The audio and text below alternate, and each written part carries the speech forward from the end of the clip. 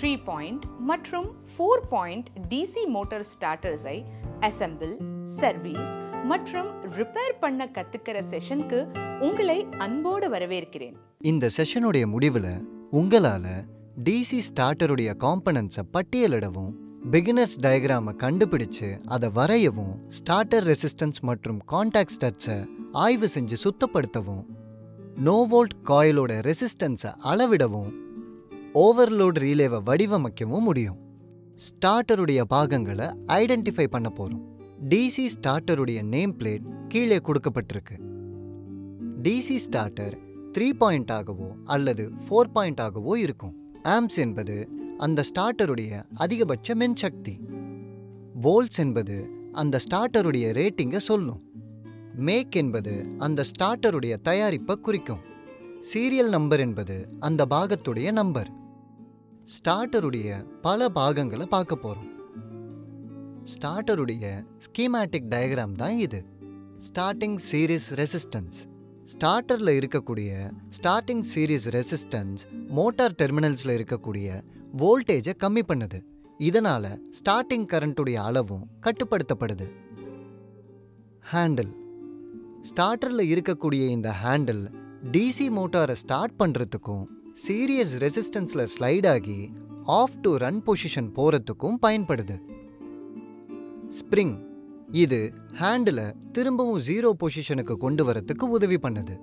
Overload relay. மதிப்பிடப்பட்ட current அதிகமாகும் போது ஓவர்லோட் ரீலே ட்ரிப் ஆகி மோட்டாருடைய டேமேஜை தடுக்குது.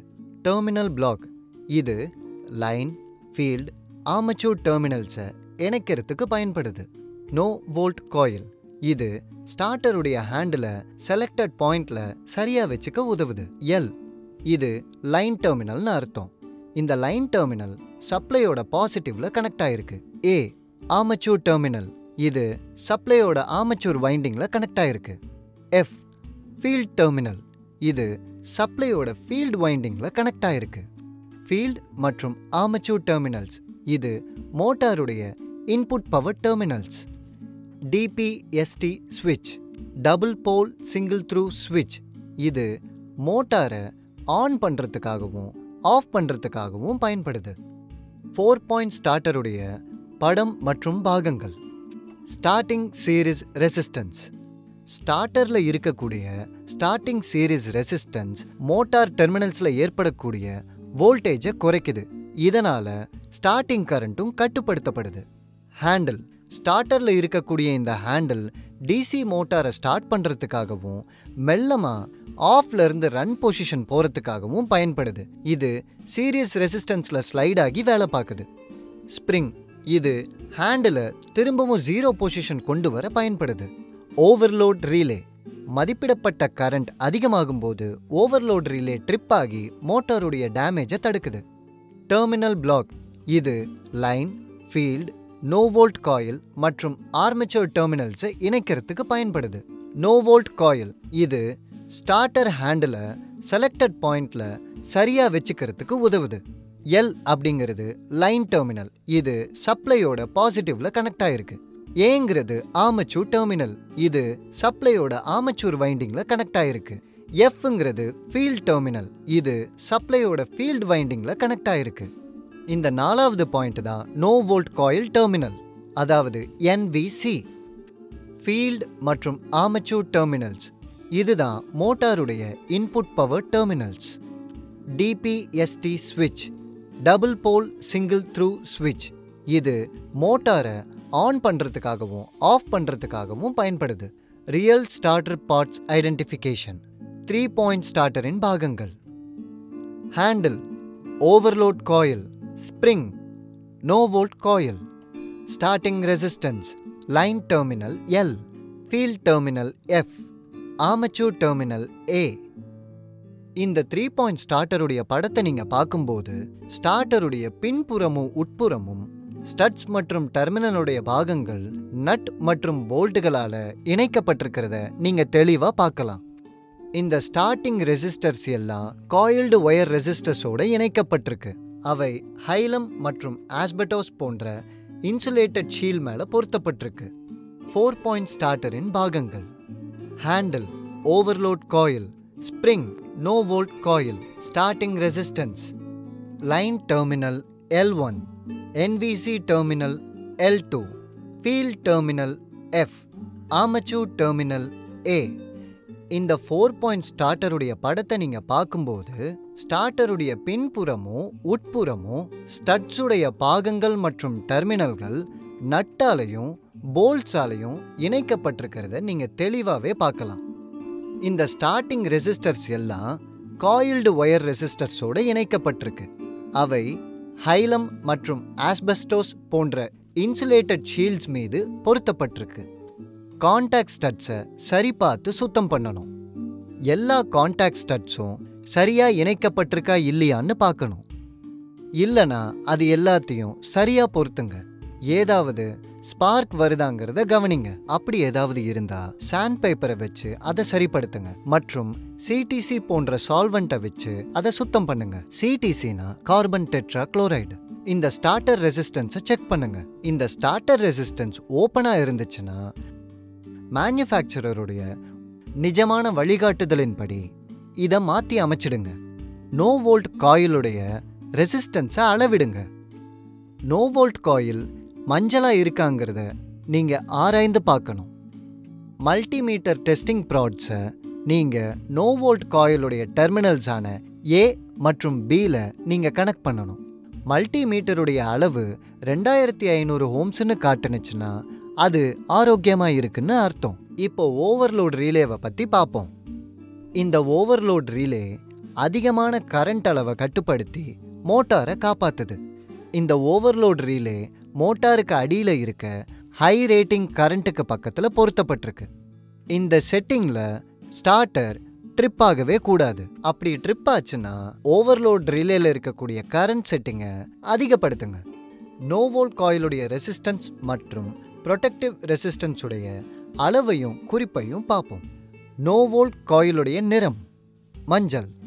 நோ வோல்ட் காயிலுடைய ரெசிஸ்டன்ஸ் அளவு 2500 ஓம்ஸ்.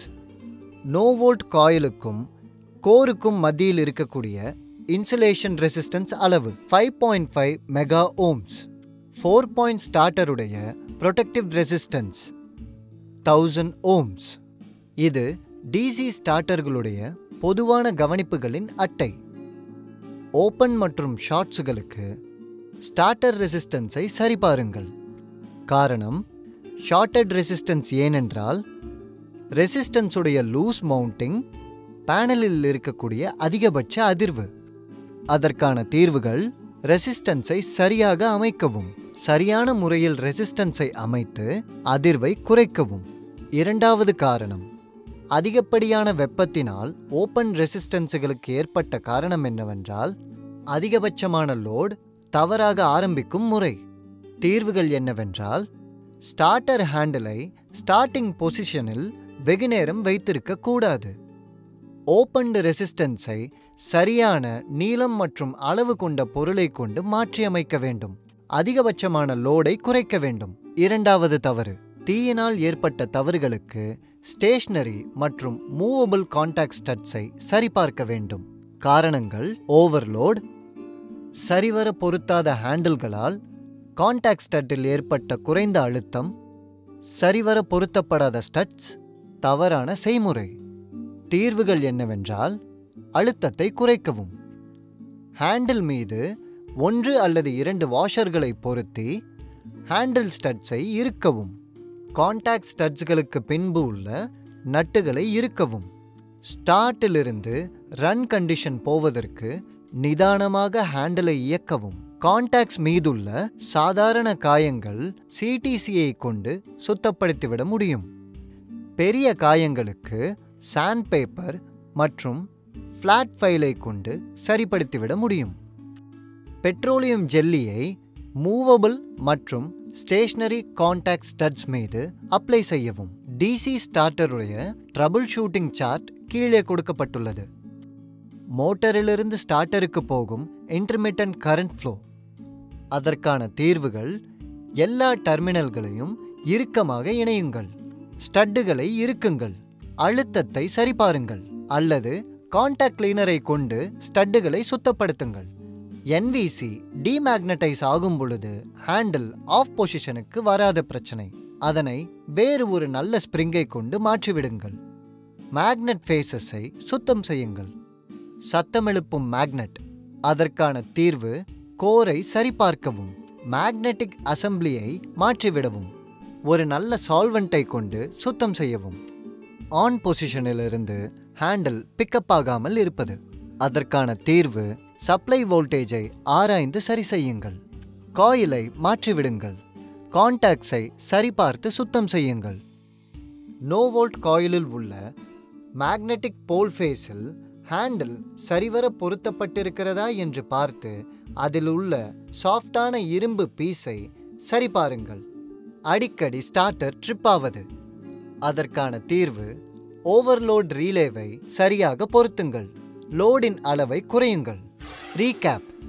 இந்த செஷனில் நாம் பயின்றது டிசி ஸ்டார்டரில் உள்ள காம்பனன்ட்ஸை வகைப்படுத்தியது, பிகினர்ஸ் டயக்ராமை ஆராய்ந்து மற்றும் உருவாக்கி வரைந்தது, ஸ்டார்டர் ரெசிஸ்டன்ஸ் மற்றும் கான்டாக்ட் ஸ்டட்ஸை ஆய்வு செய்து சுத்தம் செய்தது, நோ வோல்ட் காயிலுடைய ரெசிஸ்டன்ஸை அளவீடு செய்தது, ஓவர்லோட் ரீலேவை கட்டமைத்தது.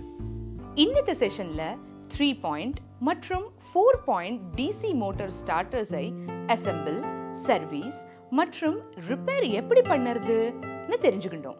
உங்களுக்கு எல்லா கான்செப்டுமே நல்லா புரிஞ்சிருக்கும்னு நம்புறேன். அடுத்த செஷன்ல வேற ஒரு டாபிக்குடன் உங்களை சந்திக்கிறேன். வணக்கம்.